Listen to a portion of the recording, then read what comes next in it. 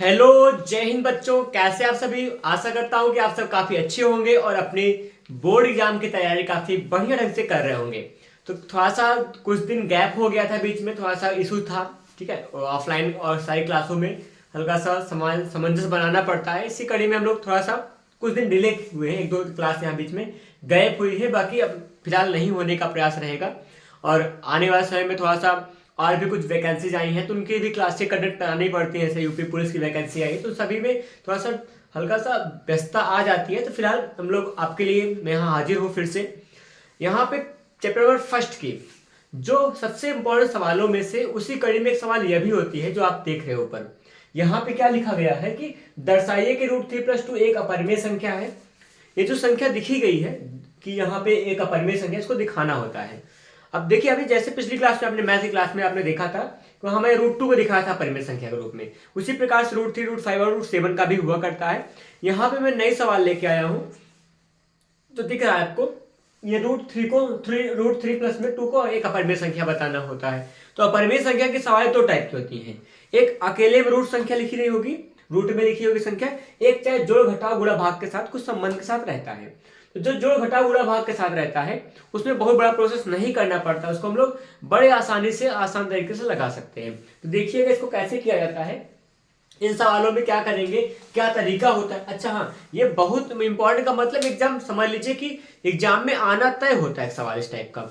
अब परिमेय संख्या दिखाने को एक सवाल आएगा, चाहे √2 या √3, √5 में से कोई एक आ जाए या फिर कुछ जुड़ा घटा होकर एक सवाल आ जाता है। ठीक है, तो आप देखिएगा यहाँ पे कैसे बनाएंगे हम लोग इसको, क्या सिस्टम होता है, क्या तरीका होता है, कैसे लगाने का प्रयास करेंगे वो आप देखना। इसका हल सबसे पहले क्या शुरू होगा, जैसे क्या होगा कि मतलब सबसे पहले मान लेंगे कि माना जो √3 है और प्लस में 2 है, माना √3+2 एक क्या मान लेंगे, एक परिमेय संख्या है, एक परिमेय संख्या है। ठीक है, इतनी बात हम लोग पहले मानते हैं। ऐसा होने के बाद क्या होगा, अगर मान लीजिए एक परिमेय संख्या है तो क्या कह देंगे, जो क्या हो सकता है P/Q के रूप का है, जो P/Q के रूप का है। इतनी बात हो गई है। और P व Q क्या होते हैं हमारे पास, P व Q क्या है, पूर्णांक है। ठीक है, हम लोग क्या कर देंगे, पूर्णांक है। P व Q पूर्णांक है या फिर सहाभाज्य संख्या है, पूर्णांक है, ऐसा कह देंगे। ठीक है, इतना हो चुका है। आपने क्या कहा कि √3+2 जो है वो परिमेय संख्या है P/Q के रूप का। तो लिख सकते हैं √3+2 बराबर क्या होगा, = P/Q। ऐसा कह सकते हैं क्योंकि आपने खुद ही कहा कि यहाँ पे माने परिमेय संख्या है और परिमेय संख्या P/Q के रूप की होती है और P/Q के रूप में हम लोग कह देंगे। ठीक है, √3+2 का मान कितना आएगा, P/Q हो जाएगा। अब यहाँ क्या बनाइएगा, √2 को पीछे भेज देंगे, √3 है = P/Q, यहाँ पे प्लस था, माइनस में क्या हो जाएगा, 2 हो जाएगा। इतना व्यवस्था हो गया। और √3 है यहाँ पे = क्या बन जाएगा, P। इसको हम लोग हल करेंगे, क्या बन जाएगा, P माइनस में 2Q/Q। यहाँ भिन्न के रूप में हल किया गया, बटा 1 मान के हल करेंगे। ठीक है, इतना सा बना। आप यहाँ इस संबंध को देखिए, समीकरण 1 मान सकते हैं। इस संबंध को देखने पे क्या लग रहा है, PQ क्या था, पूर्णांक था, और 2 क्या है, लग रहा है पूर्णांक है। पूर्णांक में पूर्णांक घटाते हैं क्या होता है, पूर्णांक आएगा। जबकि यहाँ √3 क्या है, हमारे पास यहाँ पे इस तरफ में ये पूर्णांक नहीं है, ये अपरिमेय संख्या है। अगर इस तरफ परिमेय है, इस तरफ अपरिमेय है, तो क्या दोनों कभी बराबर हो सकता है, परिमेय संख्या कभी अपरिमेय संख्या के बराबर नहीं हो सकती। अगर परिमेय संख्या अपरिमेय संख्या के बराबर नहीं होगी, इसका मतलब कुछ गड़बड़ है। गड़बड़ क्या है, यहाँ पर बात यह हुई है कि जो परिमेय संख्या अपरिमेय संख्या बराबर इसलिए नहीं है क्योंकि यहाँ पे हमने, हो सकता है जो हमने माना था वो गलत माना हो। बात को समझना, केवल इसने काम करना होता है। एक बार तो कहेंगे गलत मानते हैं हम, है ना, और गलत मानने बाद उसको फिर कहेंगे भी गलत है। गलत पहले मानेंगे फिर कहेंगे गलत है, इसलिए फिर क्या होगा, जो नहीं माने थे वही सही बताते हैं। ये रूल होता है इसका। तो यहाँ पे क्या माना गया है, ये हमने √3+2 को माना था परिमेय संख्या, तो P/Q के रूप का होगा। वैसा बनाने पे एक संबंध ऐसा लग रहा है कि √3 = P माइनस 2Q/Q आ गया। ये पूरा पूरा परिमेय का भाग है और अपरिमेय भाग है।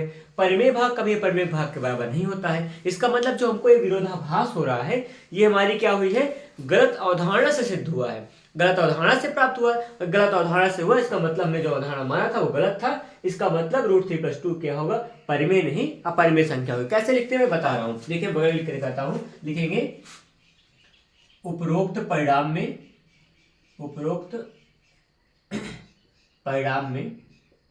√3 एक क्या है, अपरिमेय संख्या है, अपरिमेय संख्या है, ऐसा कह देंगे। जबकि ये p-2q/q जो होगा, q एक परिमेय संख्या है, एक परिमेय संख्या है, ठीक, परिमेय संख्या है। और क्या है यहाँ पर, जो कि दूसरे के बराबर है, जो एक दूसरे के बराबर है, ठीक है। और जबकि क्या है, जबकि यह क्या है, असंभव है, यह असंभव है। और ये जो असंभव बात हो रही है, लिखेंगे यह विरोधाभास, यह विरोधाभास हमारी क्या हुआ, गलत अवधारणा से प्राप्त हुआ है,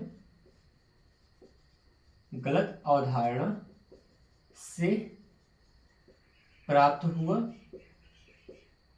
अतः क्या हो जाएगा, अतः √3 + 2 क्या होगा, एक अपरिमेय संख्या होगी, एक अपरिमेय संख्या है, ठीक है। इतना हम लोग करते हैं। इतनी छोटी सी बात के लिए इतना बड़ा काम करना होता है। ये 2 या 3 नंबर के लिए सवाल आती है। एक बार फिर से मैं थोड़ा बात बताऊंगा। यहाँ पे जो परिमेय अपरिमेय भाग को एक साथ जो घटा गुणा भाग के संबंध में अपरिमेय दिखाने की बात कहे होते हैं, उसमें क्या होता है कि हमको उसको परिमेय मानकर p/q के रूप में दिखा देना होता है। अब वो अगर वो परिमेय है तो p/q के रूप का होगा, p/q के रूप का होगा, अगर है तो दिखा दीजिए। अब यहाँ से परिमेय और अपरिमेय भाग को अलग करते हैं। प्लस के साथ था, -7 गया, अगर -7 होता प्लस में जाता, जो भी संबंध के साथ होगा वो उस तरफ भेज देंगे। चिन्हों का बड़ा ख्याल रखेंगे। गुणा में था, भाग में जाएगा, भाग में है, गुणा में जाएगा।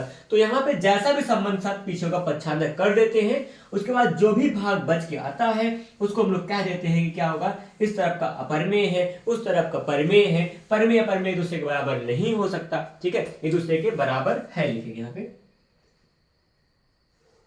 ठीक है। और जबकि है ये, तो यहाँ पे एक दूसरे का भी बराबर नहीं होता है।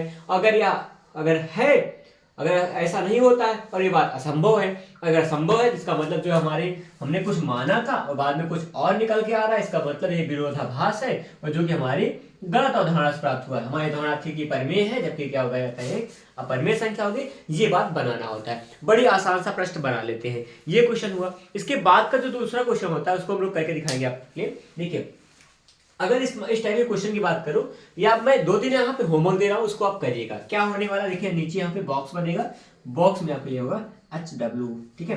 देखना यहाँ पे आपको क्या क्या बता रहा हूँ, 2 - √3 को आप दिखा सकते हो, कॉमा 5 - √3 को दिखा सकते हो, ठीक है, √2 कर लीजिएगा, और 3 √2 दिखा सकते हो, और क्या होगा 1/√2 दिखा सकते हैं। इस प्रकार से ये सारे फंक्शन को आपको करना पड़ेगा। ये जो भी यहाँ पे लिखे गए हैं बातें, जो भी बात लिखा हूँ, 1 2 3 4 सवाल दिया हूँ, चारों को आप क्या करोगे, अपरिमेय संख्या के रूप में दिखाइएगा। एक बात गारंटी के साथ कह रहा हूँ, जो पिछली क्लास थी, जो ये वाली क्लास है, आपके एग्जाम में बहुत ही इंपॉर्टेंट साबित होने वाली है। क्योंकि यहाँ पे इनमें सोच सकता है यही डिजिट आ जाए, नहीं तो इसमें के सवाल पक्का आने वाली है। एग्जाम के लिए आप तैयार रहिएगा, इस टाइप के सवाल आपको मिलेंगे जरूर, ठीक है।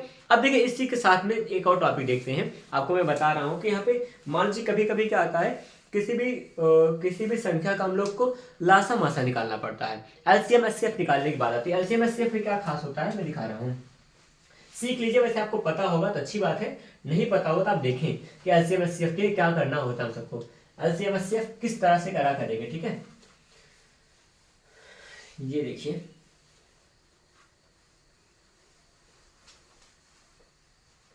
जैसे देखिए यहाँ पे क्या खास बता रहा हूं कि अगर कह दिया जाए 24 हुआ, 36 हुआ और कुछ 48 ले रहा हूं, ठीक है। यहाँ पे 42 48 ले लिया जाएगा, 48 है। सवाल में लिखा क्या होता है, इसका एलसीएम निकालना होता है, एचसीएफ निकालना होता है। बड़ा आसान सा प्रश्न है। अगर आपको एलसीएम एचसीएफ का डीप में जाके पढ़ना हो, आप मैथमेटिक्स की क्लास को जाइएगा, देखिएगा। यहाँ पे मैं आपको बता रहा हूँ, मैं एसएससी मैथ पढ़ा रहा था इसी यूट्यूब चैनल पे, तो वहाँ पे मैथमेटिक्स क्लास है, पूरा ना मैथमेटिक्स फुल कोर्स लिखा है उसमें आप जाओगे तो एलसीएम एचसीएफ की स्पेशली बहुत सारी क्लास लेके वहाँ पे पड़ी हुई है, वहाँ पे आप देख सकते हो। फिलहाल यहाँ पे आपको बता रहा हूँ कि एलसीएम एचसीएफ कैसे लगाएंगे, देखिएगा। तो एलसीएम एचसीएफ निकालने के लिए क्या होता है, अभाज्य गुणनखंड विधि कहते हैं। अभाज्य गुणनखंड विधि कहने के लिए क्या करना पड़ता है हम सबको, इसको 24 लिखेंगे ऐसे, 36 लिखेंगे 48 लिखा जाएगा। इसको क्या करते हैं हम लोग, अभाज्य गुणनखंड के रूप में इसको तोड़ना होता है। गुणनखंड करेंगे, 24 गुणनखंड कीजिए, क्या होगा 2 गुणा 12 होगा। 2 गुणा 12 का मतलब 2 छंग 12 होगा, 6 का 2 तिया 6 हो जाएगा। देखिए 2 2 4 2 8, 8 तिया 24 सेट हो गया। 2 2 4 2 8, 8 तिया 24 हो गया। बात बराबर। आगे देखिए 36 का, 12 तिया 36 होता है, 2 2 4 तिया 12 तिया 36। इसको अपने दिमाग के कौशल के हिसाब से आप काम कर सकते हैं, ठीक है। 48 का मतलब यहाँ पे 2 2 4 2 8 तिया 24, 8 2 16, 16 3 48, 2 2 4 2 8 2 16 3 48, ठीक है। बात हो गया। इसको हम लोगों ने क्या किया, अभाज्य गुणनखंड के रूप में तोड़ लिया है। अब क्या निकालना, हमको एचसीएफ निकालना है। एचसीएफ निकालना है और एलसीएम निकालना है। एलसीएम और एचसीएफ दोनों का मान निकालना है। अब देखिएगा यहाँ पे एलसीएम कैसे निकालेंगे। एलसीएम और एचसीएफ में क्या फर्क होता है। एचसीएफ का मतलब जो सब में कॉमन सो एचसीएफ लेंगे ना, जो सब में कॉमन हो उसे एचसीएफ में लेंगे। 3 सब में मिला, 3 आ गया एचसीएफ में। एक बार 2 मिल रहा है, ये आ गया, और फिर एक बार 2 और मिल रहा है, जी आ गया, और बाकी सब सही है ना। इसमें 3 है बट इसमें 3 नहीं है, इसमें 2 इसमें 2 बट इसमें नहीं है, तो इसमें क्या हो जाएगा, यही हमारा एचसीएफ आ जाएगा ना। क्या होगा 2 2 4 3 12 आ गया, 12 एचसीएफ आ गया। अब एलसीएम कैसे निकालेंगे। एलसीएम में जो कॉमन होता है, 12 कॉमन था उसको लिखेंगे, और मतलब कि लीस्ट कॉमन जो सबसे कम कॉमन उसको भी लिख लेंगे। कौन सा कॉमन का सबसे कम है, ये 2 2 क्या था, एक बार था इसमें, इसको लिख लेंगे। बाकी यहाँ पे 2 छूटा हुआ है, बाकी यहाँ पे 3 छूटा हुआ है। क्या करना होता है एलसीएम में। एलसीएम में समझिएगा जो एचसीएफ में मिला था वो सब तो लिखा जाएगा। यहाँ 12 बनाया था, मैंने लिख लिया, ठीक है। उसके अलावा जो कम संख्या में भी है ना, कम पदों में से, इसमें 2 में कॉमन था, इसको भी हम लोग 2 और 2 लिख लेंगे, ठीक है। इसमें 2 नहीं मिला, 2 भी लिखा गया। ये 3 नहीं कहीं मिला, 3 को भी लिख लेंगे। तो जो कॉमन होगा उसको लिखेंगे, जो नहीं होगा उसको भी हम लोग यहाँ इंक्लूड करते हैं, उसको भी शामिल करते हैं। इसके बाद जो गुणा करने पाएगा वो हमारा एलसीएम होता है। क्या होगा 12 24 2 48, 48 3 16 कर लीजिएगा, कितना हो जाएगा 150, और 3 घटा 2 3 6 घटाएंगे ना, 100 क्या होगा 44 हो जाएगा। 3 24 3 24 3 4 12 13, ठीक है। 144 आ जाएगा, कितना मान आया 144। आपका एलसीएम कितना आएगा 144 आएगा, और एचसीएफ कितना आएगा केवल 12 आएगा। इस तरह से हम लोग काम कर सकते हैं। कोई भी सवाल लगाना होगा इस तरह से आप एलसीएम एचसीएफ निकालिएगा, बड़े आसान से आप कर पाएंगे। ये 1-2 नंबर के लिए कभी कभी पूछा करते हैं, इसलिए मैंने बताया कि हाँ ये भी होता है। एक और टॉपिक बचा हुआ इस क्लास में। इस क्लास के लिए क्या बचा हुआ है, छोटा सा टॉपिक बचा हुआ है, किसी भी संख्या का शांत दशमलव प्रसार अशांत दशमलव प्रसार कैसे निकालते हैं। उसके लिए मैं स्पेशली क्लास लेके आऊंगा, अगली क्लास आऊंगा, तो उसमें आपको बहुत सारी चीजें ऐसे मिलेंगी, जानने को बहुत कुछ पढ़ने को मिलेगा। किसी भी संख्या को शांत प्रसार अशांत प्रसार के रूप में कैसे व्यक्त करते हैं वो बातें चर्चा करेंगे अगली क्लास में। तो क्लासें लंबी होती हैं, और फिर मतलब कम पढ़ें, कुछ बेहतर पढ़ें, और ऐसा पढ़ें जो एग्जाम के लिए काफी इंपॉर्टेंट हो, जो एग्जाम में छप जाए वही पढ़ें, ठीक है। फिर मिलते हैं फिर से, तब तक आप अपनी तैयारी करते रहिएगा। साइंस की भी क्लास में लाने का प्रयास करूंगा, थोड़ा सा व्यस्तता होती है, और ठीक है मिलते हैं फिर से। धन्यवाद, जय हिंद।